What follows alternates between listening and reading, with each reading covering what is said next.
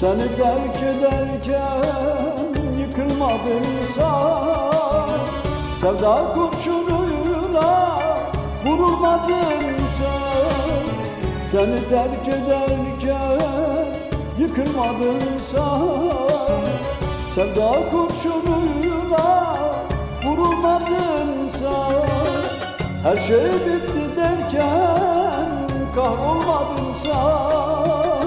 Ayrılmak ne demek bilemezsin sen. Ayrılmak ne demek bilemezsin sen. Özlemek ne demek bilemezsin sen.